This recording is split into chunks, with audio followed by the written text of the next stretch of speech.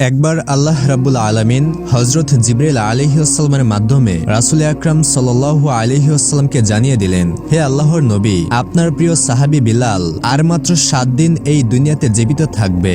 7 দিন পরে তিনি ইন্তেকাল করবেন। রাসূল আকরাম সাল্লাল্লাহু আলাইহি ওয়াসাল্লাম আল্লাহ রাব্বুল আলামিনের পক্ষ থেকে এই সংবাদ জানার পরে তিনি তার বিশিষ্ট সাহাবীদের হযরত ওমর এবং হযরত আলী রাদিয়াল্লাহু তাআলা আনহুকে বললেন, হে আমার সাহাবীরা, আমি জানতে পারলাম আমার প্রিয় সাহাবী বিলাল আর 7 দিন পর এই দুনিয়া থেকে ইন্তেকাল করে চলে যাবেন। কিন্তু আমি জানি আমার এই প্রিয় সাহাবী এখনো বিবাহের সুন্নত আদায় করেনি। তাই তোমরা যাও, মদিনার প্রতিটা ঘরে ঘরে খুঁজে দেখো আমার এই প্রিয় সাহাবীর সাথে কোনো মেয়ের পিতা তার কন্যাকে বিবাহ দিতে রাজি হয় কিনা। তবে তোমরা সেই পিতাকে অবশ্যই বলে দিবে যে বিলাল আর মাত্র 7 দিন জীবিত থাকবে। হযরত আলী এবং হযরত ওমর ফারুক রাদিয়াল্লাহু তাআলা আনহুমা রাসূল আকরাম সাল্লাল্লাহু আলাইহি ওয়াসাল্লামের কাছ থেকে এই নির্দেশ পাওয়ার পরে হযরত বিলাল রাদিয়াল্লাহু তাআলা আনহুর জন্য পাত্রীর সন্ধানে বেরিয়ে পড়লেন। তারা কন্যার পিতাদের কাছে গিয়ে গিয়ে বলতে লাগলেন, আল্লাহর নবীর প্রিয় সাহাবী হযরত বিলাল রাদিয়াল্লাহু তাআলা আনহুর জন্য রাসূল আকরাম সাল্লাল্লাহু আলাইহি ওয়াসাল্লাম বিবাহের একজন পাত্রী খুঁজছেন। আপনারা কেউ কি আপনাদের কন্যাকে বিলালের সাথে বিবাহ দিতে রাজি আছেন? তাদের এই কথা শোনার পর কন্যার পিতারা বলতে লাগলো, আমরা কেন আল্লাহর রাসূলের প্রিয় সাহাবী হযরত বিলালের হাতে আমাদের কন্যাকে তুলে দেব না?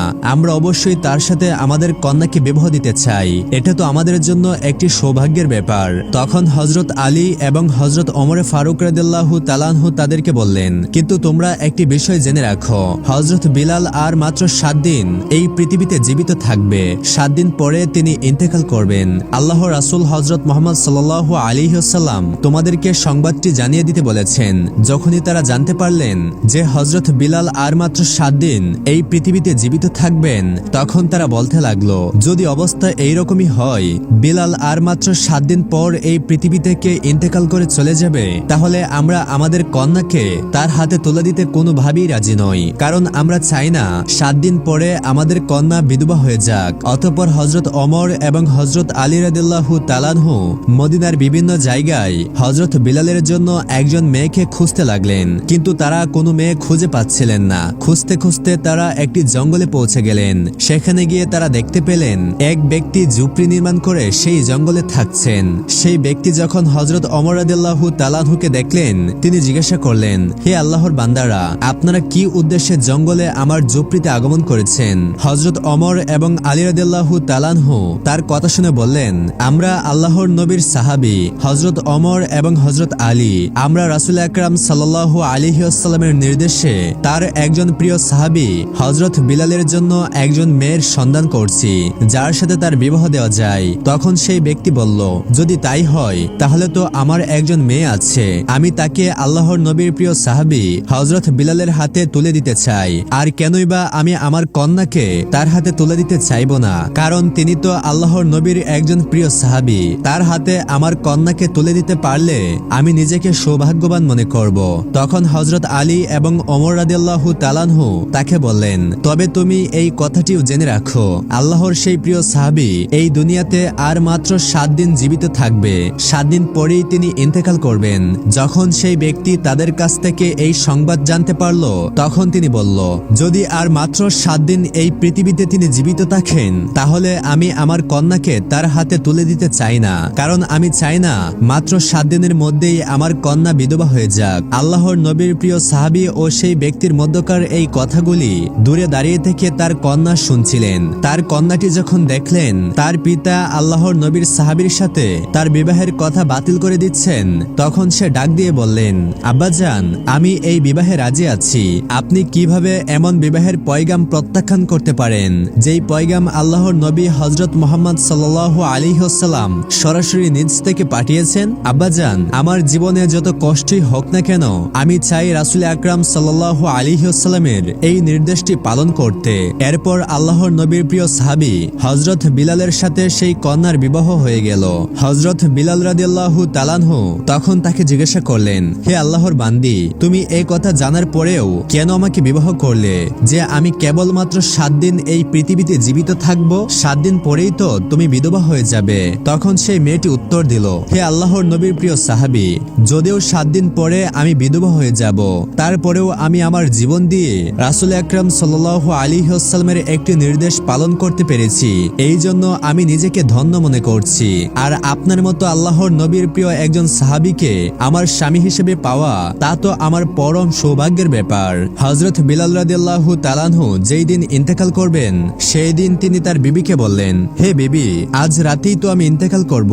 ইন্তেকালের পূর্বে আমার মনে হচ্ছে কিছু রুটি ভক্ষণ করার, অতএব তুমি যাও প্রতিবেশীর বাড়ি থেকে কিছুটা আটা এনে আমার জন্য কয়েকটা রুটি তৈরি করো। হযরত বিলাল রাদিয়াল্লাহু তাআলা আনহুর স্ত্রী তার কথা মতো 60টি রুটি তৈরি করে তার সামনে পরিবেশন করলেন। এমন সময় একজন ভিক্ষুক দরজায় এসে ডাক দিয়ে বললেন, হে গৃহকর্তা, আজ কয়েকদিন যাবৎ আমি কিছুই ভক্ষণ করিনি, ক্ষুধায় আমার পেটে আগুন লেগে গেছে, দয়া করে আমাকে কিছু খাবার দান করুন। হযরত বিলাল রাদিয়াল্লাহু তাআলা আনহু যখন দেখলেন তার দরজার সামনে একজন ভিক্ষুক খাবার প্রার্থনা করছে, তখন তিনি তার মৃত্যুর আগে শেষ ইচ্ছেটা পূর্ণ না করে সবগুলি রুটি সেই ভিক্ষুককে প্রদান করে দিলেন।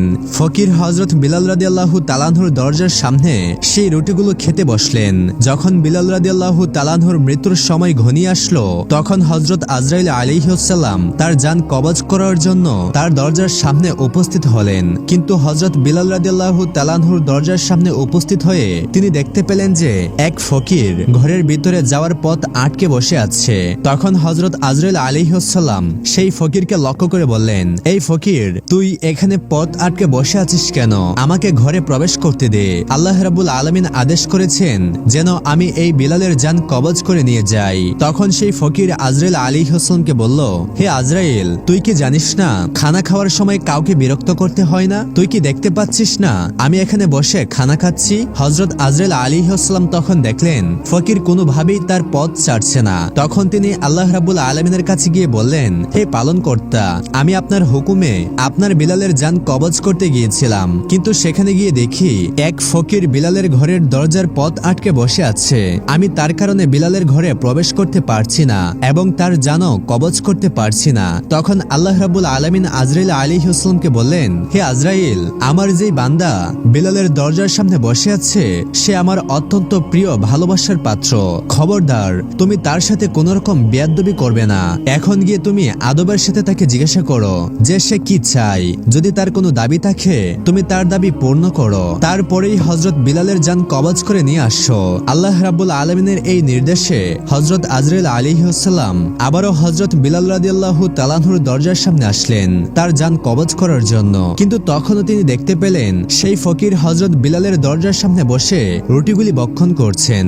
এবার হযরত আজরাইল আলাইহিস সালাম সেই ফকিরকে বললেন, হে আল্লাহর প্রিয় বান্দা, বলো তুমি বিলালের দরজা থেকে সরে যাওয়ার জন্য কি চাও? আল্লাহ রাব্বুল আলামিন বলেছে তুমি যা চাইবে আল্লাহ রাব্বুল আলামিন তোমাকে তাই দান করবে। তখন সেই ফকির বলল, বিলাল আমাকে 60টি রুটি দান করেছে, আর আল্লাহ রাব্বুল আলামিন বলেছেন যে 1 গুণ দান করে তার বিনিময়ে আল্লাহ তাকে 10 গুণ দান করেন। আমি চাই বিলালের এই 60টি রুটির বিনিময়ে তাকে 70 বছর হায়াত দান করা হোক। ফকিরের এই কথা শুনে হযরত আজরাইল আলাইহিস সালাম বললেন, এটা তো অসম্ভব। আল্লাহ রাব্বুল আলামিন আমাকে জান কবজ করার নির্দেশ দিয়েছেন, অতএব আমাকে তার জান কবজ করে আল্লাহ রাব্বুল আলামিনের হুকুম পালন করতেই হবে। তুমি এছাড়া অন্য কিছু চাও, এছাড়া তুমি যা চাইবে আল্লাহ রাব্বুল আলামিন তোমাকে তাই দান করবেন।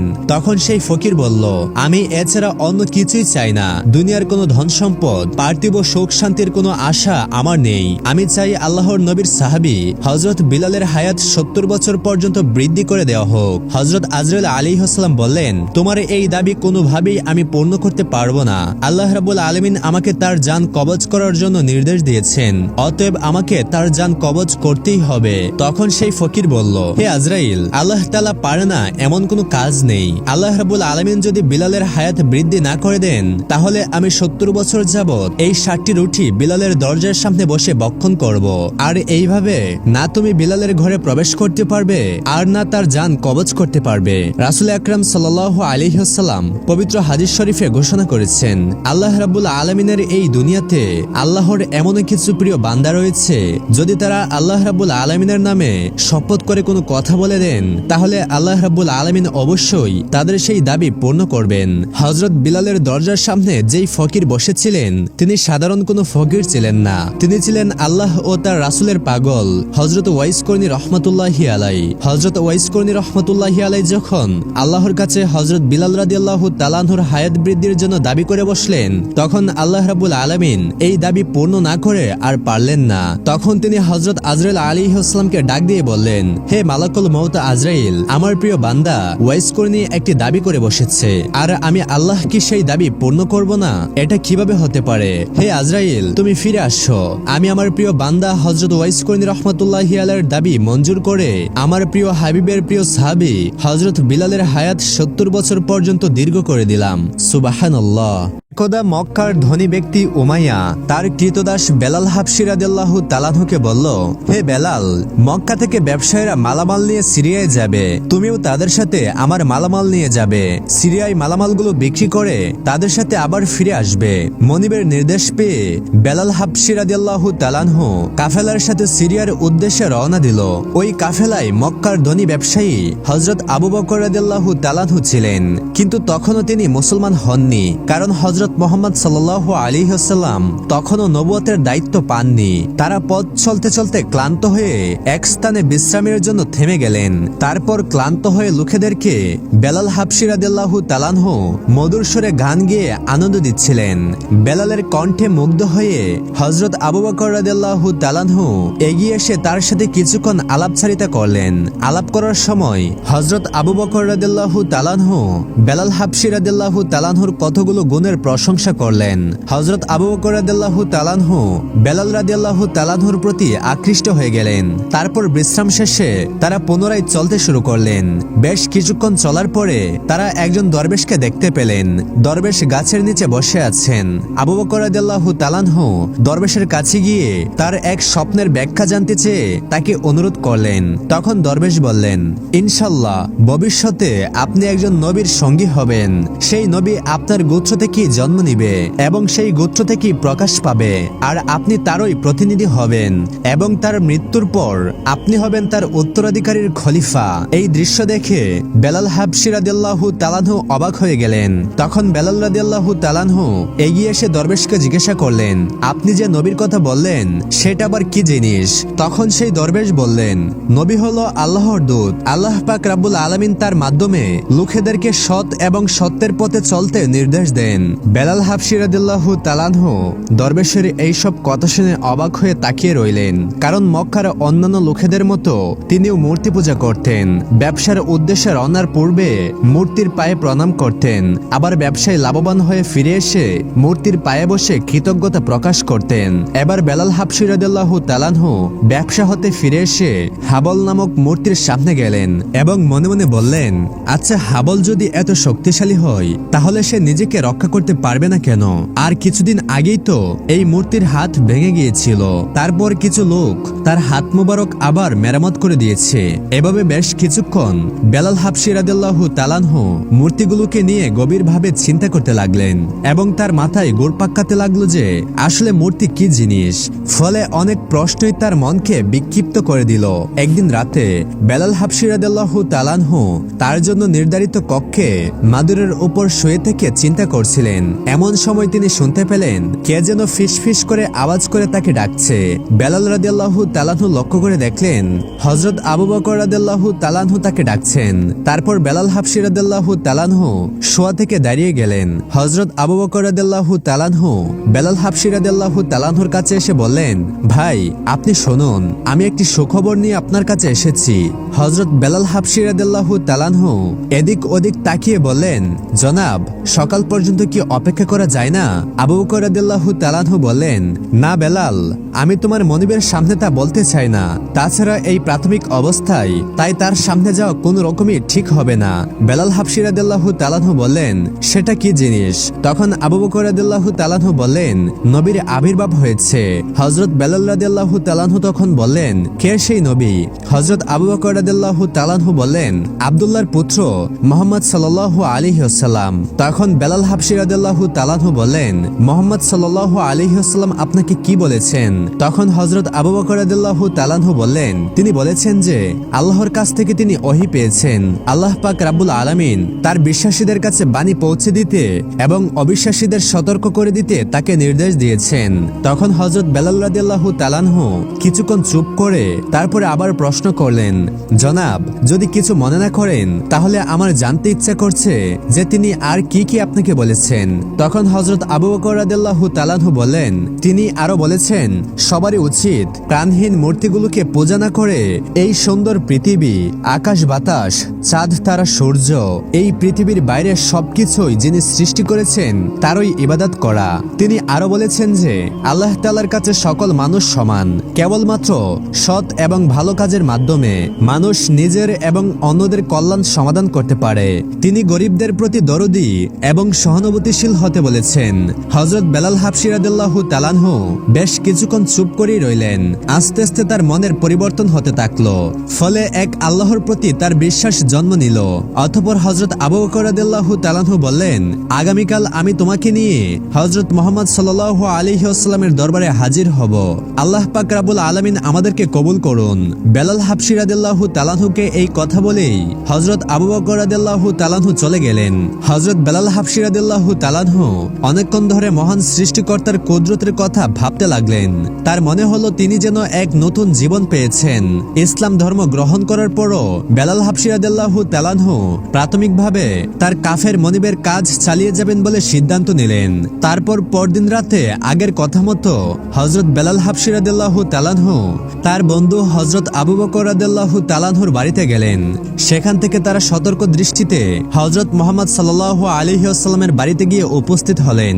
হযরত বেলাল হাবশী রাদিয়াল্লাহু তাআলা আনহুর দৃষ্টি যখন মহানবী হযরত মুহাম্মদ সাল্লাল্লাহু আলাইহি ওয়াসাল্লামের উপরে পড়ল, তিনি যখন কানে শুনলেন আহ্বানের মধুর সুর, তখন হযরত বেলাল হাবশী রাদিয়াল্লাহু তাআলা আনহুর বুকে এক অদ্ভুত ভালোবাসা এবং আবেগের সঞ্চার হলো।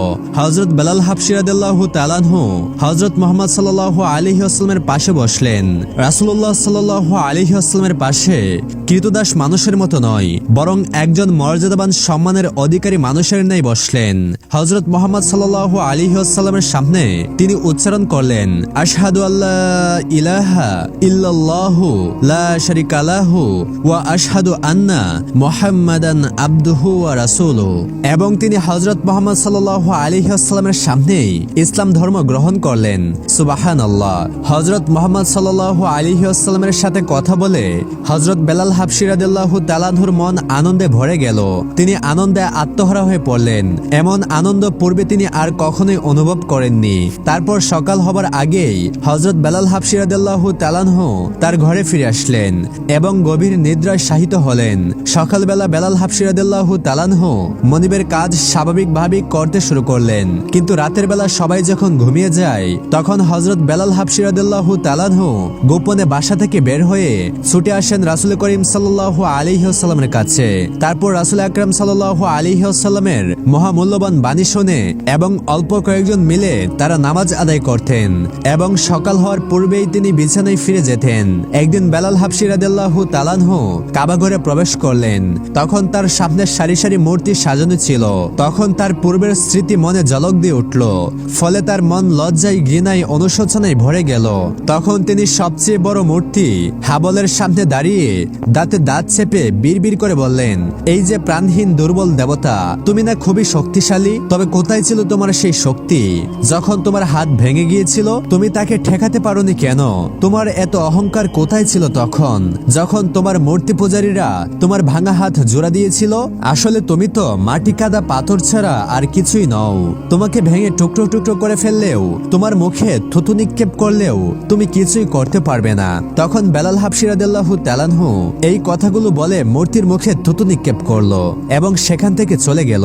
এদিকে প্রকাশ্যভাবেই ইসলাম প্রচারের জন্য মুহাম্মদ সাল্লাল্লাহু আলাইহি ওয়াসাল্লামের কাছে ওহী নাজিল হলো। হযরত মুহাম্মদ সাল্লাল্লাহু আলাইহি ওয়াসাল্লাম মক্কাবাসীদেরকে এক আল্লাহ তাআলার ইবাদত করার জন্য আহ্বান করলেন। তিনি মূর্তি পূজা ছেড়ে দিতে তাদেরকে আহ্বান করলেন। এতে মক্কার প্রভাবশালী কুরাইশরা রেগে ভয়ানক ক্ষিপ্ত হয়ে উঠল। তারা সবাই একত্রিত হয়ে ইসলাম ধর্মের বিরুদ্ধে রুখে দাঁড়ালো। তারপর মক্কার কাফেররা হযরত মুহাম্মদ সাল্লাল্লাহু আলাইহি ওয়াসাল্লামকে মেরে ফেলার জন্য গোপনে আলোচনা শুরু করলো। আলোচনা চলাকালে একজন লোক উমাইয়া উমাইয়ার কানে কানে এসে কিছু ফিসফিস করে বলল। লোকটির কথা শুনে উমাইয়া ভীষণ রেগে ফেটে পড়ল। রাগান্বিত হয়ে বলল, কি বললে তুমি? বেলাল ইসলাম গ্রহণ করেছে? তুমি কি সত্য বলছো? লোকটি তখন বলল, হ্যাঁ জনাব, আমি সত্যি কথাই বলছি। অবশ্যই বেলাল ইসলাম ধর্ম গ্রহণ করেছে। উমাইয়া বলল, তুমি কি নিজের চোখে দেখেছো যে বেলাল মোহাম্মদের কাছে যায়? লোকটি বলল, হ্যাঁ অনেকবারই দেখেছি। তখন আবারও লোকটি বলল, এর চেয়ে একটা ভয়ানক দৃশ্য আমি দেখেছি। উমাইয়া বলল, কি সেই দৃশ্য? লোকটি বলল, আমি একদিন দেখলাম বেলাল আমাদের সম্মানিত দেবতা হাবলের মুখে থুতু নিক্ষেপ করেছে। তখন উমাইয়া বলল, তুমি এসব কি বলছো? রাগে উমাইয়ার মাথা প্রচন্ড অগ্নিশর্মা হয়ে গেল। উমাইয়া চেঁচিয়ে চেঁচিয়ে বলল, বেলালের এত বড় সাহস হলো কিভাবে? এত এক অমার্জনীয় অপরাধ। এই গোপন বৈঠকে কুরাইশদের নেতা আবু জাহেল ছিল। আবু জাহেল বলল, এই কিনা গোলামের এত বড় স্পর্ধা? আবু জাহেল আরো বলল, বেলালকে এমন কঠিন শাস্তি দিতে হবে যাতে করে তাকে দেখে আর কোনো গোলাম এমন দুঃসাহস করার স্পর্ধা না দেখায়। আর আমাদেরকে মোহাম্মদের ডাকানো আহ্বান বন্ধ করতে হবে। তার কারণে দুর্বল চরিত্রের লোকেদেরকে নষ্ট হতে দেওয়া যাবে না। তখন উমাইয়া খুশি হয়ে বলল, আপনি ঠিকই বলেছেন জনাব। তখন আবু জাহেল আরো রাগান্বিত সুরে বলল, মোহাম্মদের নতুন ধর্মগ্রহণকারী বেলালকে কোন রকম দয়া ও মায়া দেখানো যাবে না। আমি প্রতিজ্ঞা করছি মোহাম্মদের ওই নতুন ধর্মকে আমি অচিরেই গলা টিপে হত্যা করব। তারপর উমাইয়া খুব রেগে হযরত বেলাল হাবশী রাদিয়াল্লাহু তাআলার ঘরে এসে শুনলেন হযরত বেলাল হাবশী রাদিয়াল্লাহু তাআলা কি যেন আবৃত্তি করে যাচ্ছেন। এমন আবৃত্তি তিনি আর কখনোই শোনেননি। তাই উমাইয়া বিড়বিড় করে বলল, নিশ্চয়ই মোহাম্মদের কোরআনের সেই শব্দ। মোহাম্মদ আমাদের কেনা গোলামকে তার জাদুবিদ্যায় মনোমুগ্ধকর করে বশ করে ফেলেছে। তখন উমাইয়া চিৎকার করে বলল, ওহে বেলাল, তুই কি করছিস? তখন হযরত বেলাল হাবশী রাদিয়াল্লাহু তাআলা নম্র সুরে ধীরে ধীরে উত্তর দিলেন, আল্লাহর কালাম পড়ছি। তখন উমাইয়া বলল, আল্লাহর কালাম মানে? মনিবের কথা শুনে বেলাল হাবশী রাদিয়াল্লাহু তাআলা বললেন, আল্লাহ তাআলা পবিত্র কোরআন নাজিল করেছেন। তিনি তার বান্দাদের যেসব জ্ঞান দিয়েছেন এসব সেই জ্ঞানের কথা। তখন উমাইয়া চেঁচিয়ে চেঁচিয়ে বলল, যথেষ্ট হয়েছে বেলাল, আর কথা বাড়িয়ে লাভ নেই। কিন্তু হযরত বেলাল হাবশী রাদিয়াল্লাহু তাআলা তখনও ওই একই কথা বলেই যাচ্ছেন। আল্লাহ তাআলা সবকিছুরই সৃষ্টিকর্তা, তিনি সর্বশক্তিমান, আর তার কোনো অংশীদারিত্ব নেই। তখন উমাইয়া বলল, ওরে গোলাম, তোর সাহসের সীমারেখা দেখছি অনেক বেড়ে গিয়েছে। তুই আমাদের ধর্ম, আমাদের দেবতাকে ভুলে গিয়ে এক জাদুকরের পথে ভ্রান্ত হয়ে গিয়েছিস। হযরত বেলাল হাবশী রাদিয়াল্লাহু তাআলা বললেন, হে আমার মনিব, আমি ভুল পথে যাচ্ছি না। আল্লাহ তাআলা আমাকে সহজ সরল এবং সঠিক পথে পরিচালিত করছেন। এবার উমাইয়া আর সহ্য করতে না পেরে উমাইয়া বেলাল রাদিয়াল্লাহু তাআলার গালে জোরে একটি চড় মেরে দিলেন। হযরত বেলাল হাবশী রাদিয়াল্লাহু তাআলাকে মাটিতে ফেলে দিয়ে গলা ফাটিয়ে চিৎকার করে বলল, বেয়াদব বেখেল কোথাকার, তুই হলি আমার খরিদ করা গোলাম। আমি তোকে যেভাবে চালাবো সেভাবেই চলবি তুই। আমি যা করতে চাইবো তুই তাই করবি। আমি যা বিশ্বাস করি, যে দেবতাদেরকে সম্মান করি, তোকেও তা মানতে হবে এবং বিশ্বাস করতে হবে। তখন বেলাল হাবশী রাদিয়াল্লাহু তাআলা নম্র সুরে জবাব দিলেন, নিশ্চয়ই আপনি আমার মনিব। আপনি আমাকে টাকা দিয়ে ক্রয় করে নিয়েছেন, কিন্তু আপনি শুধু আমার দেহটাকেই কিনেছেন, মনটা সম্পূর্ণ আমার। এখন আমি আল্লাহ পাক রাব্বুল আলামিন ছাড়া আর কাউকে বিশ্বাস করি না, আর কখনো করব না। তখন উমাইয়া বলল, চুপ থাক বেয়াদব, তোকে দেখছি মোহাম্মদ একেবারেই নষ্ট করে দিয়েছে। বেলাল হাবশী রাদিয়াল্লাহু তাআলা বললেন, মুহাম্মদ সাল্লাল্লাহু আলাইহি ওয়াসাল্লাম আমাকে নষ্ট করেননি, বরং তিনি আমাকে ঠিকমতো চলার পথ দেখিয়েছেন। তখন উমাইয়া তার কেনা গোলামের সাহস দেখে বিস্ময়ে হতবাক হয়ে গেলেন। উমাইয়া রেগে অগ্নিশর্মা হয়ে বলল, ওরে কালো কুৎসিত গোলাম, আমি আমার দেবতাদের নামে কসম করে বলছি, তুই তোর এই ধর্ম না ছাড়া পর্যন্ত তোকে আমি যত রকমের কঠিন শাস্তি আছে তাই দেব। তোর ইসলাম ধর্ম মেনে চলার মজাটা আমি তোকে অবশ্যই দেখিয়ে দিব। তখন বেলাল হাবশী রাদিয়াল্লাহু তাআলার মুখ থেকে আপনা আপনি বের হয়ে গেল, আমার জান বেরিয়ে গেলেও আমি ইসলাম ধর্ম ছাড়ব না, কারণ ইসলাম হলো মানুষের জন্য মুক্তির ধর্ম। ইসলাম আমার জীবন, ইসলামই আমার মরণ। আমার জীবন যাই যাক, তবু আমি ইসলাম ধর্ম পরিত্যাগ করব না। তারপর উমাইয়া বেলাল হাবশী রাদিয়াল্লাহু তাআলার উপর কঠোর নির্যাতন করার নির্দেশ দিল। ফলে শুরু হলো চাবুকের আঘাত। কিন্তু তবু বেলাল রাদিয়াল্লাহু তাআলার মুখ থেকে একটি ধ্বনি সবসময় উচ্চারিত হতে থাকলো। তিনি বলতে থাকলেন, আহাদ আহাদ, অর্থাৎ আল্লাহ এক। আল্লাহ এক।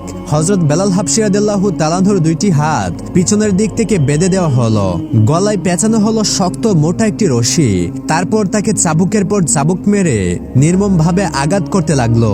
কি নির্মম নির্যাতন! হযরত বেলাল হাবশী রাদিয়াল্লাহু তাআলা আনহুর শরীর থেকে জর্জর করে রক্ত ঝরতে লাগলো। একটা সময় তিনি জ্ঞান হারিয়ে ফেললেন। কিছুক্ষণ পর আবার জ্ঞান ফিরে আসলো। তিনি দেখলেন তাকে একটি অন্ধকার কুঠুরিতে বন্দী করা হয়েছে। এখন আর তার বুঝতে বাকি থাকলো না যে মৃত্যু পর্যন্ত তাকে রাত দিন এখানে কাটাতে হবে। তার চোখের সামনে ভেসে উঠল তার ভাই এবং বোনের মুখ। তিনি মনে মনে ভাবলেন, আর একবার যদি তাদের কাছে যেতে পারতাম, একবার যদি তাদেরকে দেখতে পারতাম। মহানবী হযরত মুহাম্মদ সাল্লাল্লাহু আলাইহি ওয়াসাল্লামের মুখটাও তার সামনে ভেসে উঠল। বেলাল রাদিয়াল্লাহু তাআলা আনহু উঠে বসতে চাইলেন, কিন্তু মাথা ঘুরে আবার পড়ে গেলেন, কারণ সারা শরীরে ছিল অসহ্য ব্যথা। কিন্তু তবুও তিনি আল্লাহর উপর থেকে কোনোভাবেই ঈমান ছাড়লেন না। সুবহানাল্লাহ। পরদিন সকালবেলা উমাইয়া এবং তার দলবল দেখতে আসলো যে বেলাল হাবশী রাদিয়াল্লাহু তাআলা আনহু মারা গেছে নাকি বেঁচে আছে। তারা দেখলো বেলাল হাবশী রাদিয়াল্লাহু তাআলা আনহু এখনো বেঁচে আছেন। উমাইয়া বেলাল হাবশী রাদিয়াল্লাহু তাআলা আনহুর কাছে এগিয়ে গেল। উমাইয়া ভেবেছিল তার কেনা গোলাম তার পা জড়িয়ে ধরে মাপ চাইবে, কিন্তু তার বদলে সে একই কথা তার মুখ থেকে বের হচ্ছিল। হযরত বেলাল হাবশী রাদিয়াল্লাহু তাআলা আনহু বলতে থাকলেন, আল্লাহ এক, আল্লাহ এক। এবার উমাইয়া তার লোকেদের আদেশ দিল, এই বেয়াদবটাকে মক্কার পথে টেনে হিচড়ে নিয়ে যাও। এই বিদ্রোহী গোলামের আমার কোনো প্রয়োজন নেই। আদেশ পেয়ে উমাইয়ার লোকেরা অতি উল্লাসে হযরত বেলাল হাবশী রাদিয়াল্লাহু তাআলা আনহুকে রাস্তার মধ্যে দড়ি দিয়ে টেনে হিচড়ে নিয়ে যেতে শুরু করলো। অসহনীয় যন্ত্রণায় কুকড়ে উঠলেন বেলাল হাবশী রাদিয়াল্লাহু তাআলা আনহু। হযরত বেলাল হাবশী রাদিয়াল্লাহু তাআলা আনহুর উপর এমন অত্যাচার কয়েকদিন ধরে চলতেই লাগলো। ব্যথার যন্ত্রণায় বেলাল হাবশী রাদিয়াল্লাহু তাআলা আনহুর শরীর নিথর হয়ে গেল, কিন্তু তবু তার মুখ থেকে সেই একই কথা উচ্চারিত হতে থাকলো। তিনি বলতে থাকলেন, আল্লাহ এক, আল্লাহ এক, সুবহানাল্লাহ। এই সময় আবু জাহেল এগিয়ে এসে বলল, এই বেয়াদবটাকে আরো অসহনীয় এবং কঠোর শাস্তি দিতে হবে, নইলে তার আক্কেল আসল ঠিকানায় আসতে পারবে না। তারপর তারা দুপুরে কাঠফাটা রোদে হযরত বেলাল হাবশী রাদিয়াল্লাহু তাআলা আনহুকে মরুভূমির উত্তপ্ত বালুতে চিৎ করে শুয়ে দিল। আহা, কি নিষ্ঠুর! উমাইয়া এবং তার লোকেরা হযরত বেলাল হাবশী রাদিয়াল্লাহু তাআলা আনহুকে উত্তপ্ত বালুতে চিৎ করে শুয়ে দিয়েও তারা এখনো ক্ষান্ত হলো না। হযরত বেলাল হাবশী রাদিয়াল্লাহু তাআলা আনহুর বুকের উপরে খুব বড় একটা পাথর চাপা দিয়ে দিল এবং বলল, তুই যে পর্যন্ত তোর আল্লাহ এবং মুহাম্মাদের বাণী ছেড়ে আমাদের দেবতা হাবল, লাত, উজ্জা এদের নাম না নিবি, ততক্ষণ পর্যন্ত তোকে এই অবস্থাতে রাখা হবে। উত্তপ্ত বালুর উপর শুয়ে রেখে বিশাল পাথর বুকের উপর চাপা দেওয়ার ফলে হযরত বেলাল হাবশী রাদিয়াল্লাহু তাআলা আনহুর প্রাণ বেরিয়ে যাবার উপক্রম হলো। অসহনীয় যন্ত্রণা সহ্য করার ক্ষমতা নেই, তবুও মুখে তার আল্লাহর নাম, সুবহানাল্লাহ। সেই মুহূর্তেও বেলাল হাবশী রাদিয়াল্লাহু তাআলা আনহু আল্লাহ পাক রব্বুল আলামিনকে স্মরণ করতে থাকলেন। এমন সময় হযরত বেলাল রাদিয়াল্লাহু তাআলা আনহু জ্ঞান হারিয়ে ফেললেন। কিছুক্ষণ পর তার জ্ঞান ফিরে এলো, কিন্তু তখনও তিনি উঠতে পারলেন না। মরার মতো তিনি পড়ে রইলেন। এই সময় তিনি শুনতে পেলেন দুইজনের মাঝে কথাবার্তা হচ্ছে। একজন ছিল তার নির্দয় মনিব, আরেকজন হচ্ছেন হযরত আবু বকর রাদিয়াল্লাহু তাআলা আনহু। হযরত আবু বকর রাদিয়াল্লাহু তাআলা আনহু বললেন, হে উমাইয়া, তুমি এই লোকটিকে আর কতই বা যন্ত্রণা দিবে? এর প্রতি তুমি একটু সদয় হও, অথবা তুমি একে অর্থের বিনিময়ে বিক্রি করে দাও। উমাইয়া উত্তরে বলল, না, তা হয় না। অবাধ্য গোলামকে শাস্তি না দিয়ে শুধু টাকা পয়সার জন্য আমি তাকে ছেড়ে দিব না। তারপর হযরত আবু বকর রাদিয়াল্লাহু তাআলা আনহু বললেন, না হয় আমার কাছে বিক্রি করে দাও। উমাইয়া এই কথা শোনার পরেই এমন একটা প্রস্তাব রাখলো যা আবু বকর রাদিয়াল্লাহু তাআলা আনহু স্বাভাবিকভাবে কখনোই গ্রহণ করবে না, আর বেলাল হাবশী রাদিয়াল্লাহু তাআলা আনহুকে মুক্ত করতে কখনোই পারবে না। উমাইয়া বলল, আপনি যদি এই কালো গোলামের বদলে আপনার কৃতদাসী হুমাকে এবং সেই সাথে আরো 100 দিরহাম দেন, তবে আমি তাকে আপনার কাছে ছেড়ে দিব। প্রস্তাব শুনে আবু বকর রাদিয়াল্লাহু তাআলা আনহু রাজি হয়ে গেল। সেখানে কুরাইশদের নেতা আবু সুফিয়ানও উপস্থিত ছিল। আবু সুফিয়ান বলল, মক্কার প্রথা অনুযায়ী এবং নিয়ম অনুযায়ী সাজাপ্রাপ্ত অবস্থায় কোনো কৃতদাসকে বিক্রি করা যায় না। উত্তরে উমাইয়া বলল, আপনার কথা আমি স্বীকার করি, কিন্তু এই কৃতদাস তো এখন প্রায় মৃত, এর দাম 100 দিরহাম ধরেছি। এই সময় বহুল কষ্টে হযরত বেলাল হাবশী রাদিয়াল্লাহু তাআলা আনহু একবার চোখ খুললেন এবং উমাইয়া দৌড়ে তার কাছে গেল। উমাইয়া যখন দেখলো হযরত বেলাল হাবশী রাদিয়াল্লাহু তাআলা আনহু বেঁচে আছেন, তখন তার উল্লাস আর কে দেখে। উমাইয়া খুশি হয়ে বলল, এ দেখি সত্যি সত্যি বেঁচে আছে। উমাইয়া তখন হযরত আবু বকর রাদিয়াল্লাহু তাআলা আনহুর কাছে এসে দাবি করলো, এখন আমি তাকে 200 দিরহাম করে বিক্রি করব, না হয় বিক্রি করব না। হযরত আবু বকর রাদিয়াল্লাহু তাআলা আনহু উমাইয়ার প্রস্তাবে রাজি হয়ে গেলেন এবং লেনদেন মিটিয়ে ফেললেন। তারপরে হযরত আবু বকর রাদিয়াল্লাহু তাআলা আনহু উমাইয়াকে বললেন, উমাইয়া, তুমি বেলালের মর্যাদা বুঝতে পারোনি, আমি তাকে ইয়েমেনের রাজ্যের চেয়ে বেশি মূল্যবান মনে করি। তারপরে হযরত বেলাল হাবশী রাদিয়াল্লাহু তাআলা আনহুর বুকের উপর থেকে ভারী পাথর সরিয়ে দেওয়া হলো, বাঁধন খুলে দেওয়া হলো। অতি কষ্টে বেলাল রাদিয়াল্লাহু তাআলা আনহু চোখ খুললেন। তিনি দেখলেন হযরত আবু বকর রাদিয়াল্লাহু তাআলা আনহুর পালিত সন্তান যায়েদ তার পাশে দাঁড়িয়ে আছেন। যায়েদ মমতার সুরে বেলাল হাবশী রাদিয়াল্লাহু তাআলা আনহুকে বললেন, হে বেলাল, আপনার দাসত্বের শৃঙ্খল খুলে দেওয়া হলো, আজ থেকে আপনি সম্পূর্ণ স্বাধীন। তারপর যায়েদ রাদিয়াল্লাহু তাআলা আনহুর সাহায্যে হযরত আবু বকর রাদিয়াল্লাহু তাআলা আনহু হযরত বেলাল হাবশী রাদিয়াল্লাহু তাআলা আনহুকে ধরে তার নিজের বাসায় নিয়ে এলেন। হযরত বেলাল হাবশী রাদিয়াল্লাহু তাআলা আনহুকে এত মানসিক এবং শারীরিকভাবে নির্যাতন করা হয়েছে যে যার ফলে আরো 5 দিন পর্যন্ত জীবন মৃত্যুর সাথে লড়াই করতে হয়েছে তাকে। তারপর 6 দিন পরে বেলাল হাবশী রাদিয়াল্লাহু তাআলা আনহু ঘর থেকে বের হলেন। এই দৃশ্য দেখে হযরত আবু বকর রাদিয়াল্লাহু তাআলা আনহুর আনন্দের সীমা ছিল না। তিনি বললেন, প্রিয় বেলাল, আমি তোমার মতো ভাগ্যবান লোক এই পৃথিবীতে আর একটাও দেখিনি। মহানবী হযরত মুহাম্মদ সাল্লাল্লাহু আলাইহি ওয়াসাল্লাম 3 দিন ধরে তোমার বিছানায় বসে তোমার রোগ মুক্তির জন্য আল্লাহ পাক রব্বুল আলামিনের কাছে দোয়া করেছেন। যখন তোমার জ্বর কমে গেল এবং আশঙ্কা কেটে গেল, তখন তিনি বাড়িতে গিয়েছেন। সুবহানাল্লাহ। তারপর হযরত আবু বকর রাদিয়াল্লাহু তাআলা আনহু বেলাল রাদিয়াল্লাহু তাআলা আনহুকে সাথে নিয়ে মহানবী হযরত মুহাম্মদ সাল্লাল্লাহু আলাইহি ওয়াসাল্লামের কাছে গিয়ে উপস্থিত হলেন। মহানবী হযরত মুহাম্মদ সাল্লাল্লাহু আলাইহি ওয়াসাল্লাম বেলাল রাদিয়াল্লাহু তাআলা আনহুকে আপন করে নিলেন। শুরু হলো হযরত বেলাল রাদিয়াল্লাহু তাআলা আনহুর নতুন আনন্দ ভরা জীবন। তিনি সারাক্ষণ নবীজির পাশে থাকতেন। তবে মহানবী হযরত মুহাম্মদ সাল্লাল্লাহু আলাইহি ওয়াসাল্লামের অধীনে তিনি চাকর হিসেবে নয়, রাজার মর্যাদায় দিন কাটাতে থাকেন। তারপর যখন নামাজের জন্য আজান দেওয়ার প্রয়োজন হলো, তখন হযরত মুহাম্মদ সাল্লাল্লাহু আলাইহি ওয়াসাল্লাম হযরত বেলাল হাবশী রাদিয়াল্লাহু তাআলা আনহুকে বললেন, হে বেলাল, তুমি মুসল্লিদের ডাকার জন্য দায়িত্ব নাও। হযরত মুহাম্মদ সাল্লাল্লাহু আলাইহি ওয়াসাল্লাম বেলাল হাবশী রাদিয়াল্লাহু তাআলা আনহুকে তিনি নিজ হাতে আজান শিখিয়ে দিলেন। ফলে বেলাল হাবশী রাদিয়াল্লাহু তাআলা আনহু কাঁপা কাঁপা কণ্ঠে নামাজের জন্য প্রথম আজান দিলেন।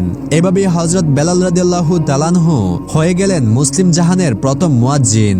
সুবহানাল্লাহ। আল্লাহ পাক রব্বুল আলামিন হযরত বেলাল রাদিয়াল্লাহু তাআলা আনহুর মতো আমাদেরকেও কবুল করুন, আমাদের ঈমানকে মজবুত করুন। সকলেই কমেন্টে লিখি আমিন।